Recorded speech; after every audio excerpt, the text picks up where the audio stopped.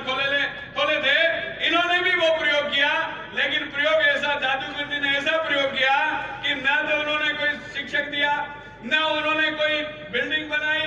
जो विद्यालय थे उन्हीं विद्यालयों को केवल कन्वर्ट करके कह दिया ये अंग्रेजी माध्यम विद्यालय, और पढ़ाने वाला वही शिक्षक जो पहले बात था। ये ऐसी शिक्षक ने पूरी व्यवस्था का बंटाढार कर दिया। ऐसे अंग्रेजी शिक्षा जो विद्यालय खोले गए, और 1800 विद्यालय तो जाते जाते अभी खोल करके चले गए। उन 1800 विद्यालय मैंने तो पदस्थापन किया और उनके मिलने वालों को लगा करके चले गए। ऐसे विद्यालयों पर, ऐसी शिक्षण व्यवस्था को बर्बाद करने पर पुनर्विचार होना चाहिए। पहला विषय मेरा। दूसरा विषय है जो वो शिक्षा व्यवस्था संबंधी था, वो शिक्षा व्यवस्था में कई बंटाढार किए उन्होंने। 6000 उच्च माध्यमिक विद्यालय खोल दिए जिनमें अभी पदों की स्वीकृति नहीं मिली, वहां प्रधानाचार्य बिना पद स्वीकृति के लगा दिए। ऐसे विद्यालयों को भी आप पुनर्विचार करें और वहां पहले नियुक्ति हो, पहले पदस्थापन के लिए पद स्वीकृत हो, फिर नियुक्ति हो, तब ही विद्यालय खोले। आगामी यह ध्यान रखना चाहिए हमको। उसके बाद मैं हमारी एक 2-4 मांगों पर आप बात करूंगा, ज्यादा समय नहीं लूंगा, लेकिन आप बता रहे निश्चित रूप से एक हमारी 3 वर्षों से, लगभग 3 वर्षों से सभी संवर्गों की डीपीसी रुकी पड़ी है। सबसे पहले डीपीसी और सरकार की सारी योजनाओं में भी डीपीसी है कि सरकार आते ही सरकार की जो 100 दिवसीय कार्ययोजना उसमें डीपीसी है। तो सभी संवर्ग जिनकी डीपीसी 3 वर्षों से लंबित है, आप तुरंत दिखवाएं और वो हो। उसके बाद प्रबोधक और आरपीएससी से लगे शिक्षक, लगभग 60,000 लोग ऐसे हैं जिनकी वेतन में संगति, मैंने वेतन में संगति की बात बाद में भी करूंगा, लेकिन केवल उनकी वेतन में संगति एकमात्र आदेश के कारण कनिष्ठ को कम वेतन मिल रहा है, वरिष्ठ को कम वेतन मिल रहा है, कनिष्ठ को ज्यादा मिल रहा है। उस पर एक बार दिखवाएं तो उनको राहत मिल सकती है। अभी वर्तमान में पुरानी पेंशन जिस प्रकार जारी है, उस पेंशन को आगे जारी रखें।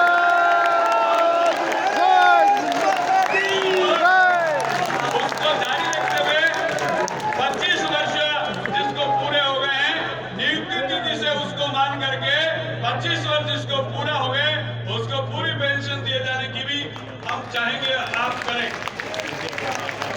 शिक्षक को पढ़ाने का समय बहुत कम मिल रहा है। अब स्थिति हमारी ये है कि शिक्षक को आप पूछो क्या हालचाल है, वहां जाकर के जो कोई हमको देखने के लिए आते हैं, जिनको लगेगा सीबीओ डीओ वो सारे देखने आते हैं, वो हिसाब किताब पढ़ाई का नहीं पूछते। वो पोशार के में क्या बना, क्या मेनू था, क्यों नहीं बना, उस पर बात करते हैं। बात शिक्षा की करें, शिक्षा में कैसे गुणवत्ता बढ़ाई जाए उसकी हम चाहते हैं, हमारा शिक्षक संघ चाहता है कि वो बात हो, शिक्षा में कैसे गुणवत्ता हो उसकी बात करें, तो ये भी हम चाहेंगे। और इसके साथ कई काम में हमको अटका दिया गया। अभी शहरी ग्रामीण ओलंपिक कराए गत वर्ष, हमारा उससे कोई लेना देना नहीं, वो पंचायत राज वालों का कार्यक्रम था, सारे शिक्षकों को लगा दिया और ये शिक्षक 1 महीने तक परेशान रहे। उससे मुक्ति मिलनी चाहिए। अभी जो दूध का पाउडर, वहाँ दूध का पाउडर जो खरीद करके वहाँ समस्याग्रस्त बना है, उसको हमारे शिक्षक संघ की राय है उसको बंद करना चाहिए, उसका कोई अल्टरनेट सोचना चाहिए। अभी शिक्षण में कई बाधाएं भी उत्पन्न हो रही है। हमारे प्रशिक्षण बीच में सरकार जब अंतिम समय मार्च का महीना आता है तब ये आता है इनके कोई प्रशिक्षण होने चाहिए, और वो जनवरी से फरवरी या तो बजट पूरा करने के चक्कर में फटाफट प्रशिक्षण करो। प्रशिक्षण की एक टाइमलाइन कैलेंडर जारी हो, इनमें प्रशिक्षण शिक्षकों का होगा, बीच में इनको कोई डिस्टर्बेंस नहीं करेंगे। प्रशिक्षणों का आयोजन और निःशुल्क जो पाठ्य पुस्तकें हैं वो पाठ्य पुस्तकें समय पर मिलनी चाहिए। अभी भी कई विद्यालयों में निःशुल्क पाठ्य पुस्तकें नहीं होती, तो ये चिंता का विषय है। उनका भविष्य क्या होता होगा विचार कर सकते हैं। अभी हमारे विभाग में कई प्रकार के, आप बता रहे हैं, कई प्रकार के टीचर हैं। ये वो शिक्षा कर्मी हैं, ये पैरा टीचर है, ये 3rd ग्रेड का कोई अलग पंचायत राज शिक्षा है, ऐसे कई प्रकार के कोई 11 श्रेणियां शिक्षकों की। मेरी एक मांग है, शिक्षक संघ की मांग है कि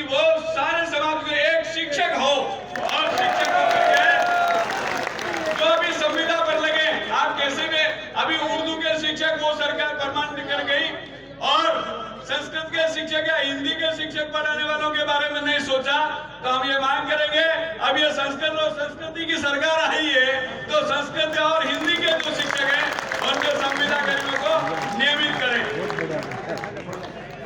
कई बार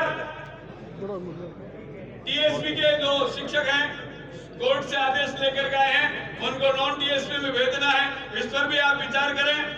और पारदर्शी, उनके साथ ही पारदर्शी और स्थानांतरण नीति, एक बार जो प्रताड़ित शिक्षक हैं उनको राहत देने के बाद एक स्थानांतरण नीति बने, उसी के अनुसार आगामी ट्रांसफर हो, ऐसा भी आपसे निवेदन करते हैं। इसके बाद सामाजिक और कॉमर्स ऐसे कई विषय जो रह गए, जो पदोन्नतियों में छूट गए, कई वर्षों से पीछे हैं, बाड़ू से लेकर अब तक उनको कोई लाभ नहीं मिला है। उच्च प्राथमिक विद्यालयों में सारे विषय इनके लिए कर दिए जाए और पदोन्नति का मार्ग इनके लिए खोले, ताकि वरिष्ठता का उल्लंघन नहीं होगे, वो भी वहां पहुंच सके, ऐसा भी आपसे निवेदन करते हैं। विद्यालय में काम के लिए चपरासी नहीं है, तो चपरासी के लिए भी हम आपसे परमानेंट भर्ती जब तक नहीं हो, महानरेगा में जो कार्मिक का काम करते हैं उनको 150 दिन का रोजगार की गारंटी देते हैं। वो 150 दिन का कहीं भी आप दिखवाएं, भारत सरकार की गाइडलाइन में भी नहीं है तो उसमें डलवाएं, और ऐसा करके चपरासी पीएस में 1, यूपीएस में 2 और माध्यमिक में 3 चपरासियों की व्यवस्था करने का प्रयत्न करना चाहिए। सभी विद्यालयों में योग शिक्षक हो, ताकि ये जो भी हम योग दिवस मना रहे हैं, पूरे अंतर्राष्ट्रीय स्तर पर योग दिवस मना के वहां भी दुनिया में लोग हमारा योग सीख रहे हैं, हमारे बच्चे भी योग करेंगे, तो जो पीटीआई है, जो योग शिक्षक है, उनका प्रशिक्षण भी हो और योग